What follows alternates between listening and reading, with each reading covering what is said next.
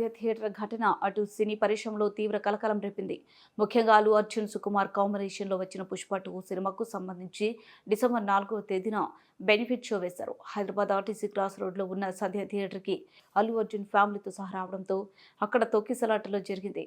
ఈ తొక్కిసలాటలో రేవతి మరణించగా ఆమె కొడుకు శ్రీతేజ ప్రస్తుతం హాస్పిటల్లో చికిత్స తీసుకుంటున్నారు. ఈ నేపథ్యంలోనే ఈ విషయంపై సీరియస్ అయిన తెలంగాణ సర్కార్ ఇకపై బెనిఫిట్ షోలు ఉండవని, టికెట్ ధరల పెంపు ఉండదని షాకింగ్ కామెంట్లు చేశారు. దీంతో సినీ సెలబ్రిటీలు, దర్శకులు, నిర్మాతలు సైతం ఆశ్చర్యానికి వ్యక్తం చేశారు.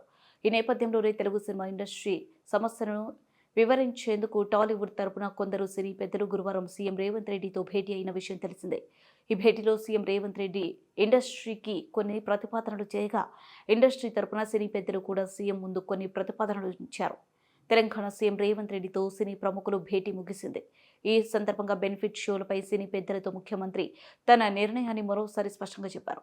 ఇకపై బెనిఫిట్ షోలకు అనుమతి ఇవ్వబోమని తెలిపారు. అసెంబ్లీలో చెప్పిన మాటకు కట్టుబడి ఉన్నామన్నారు.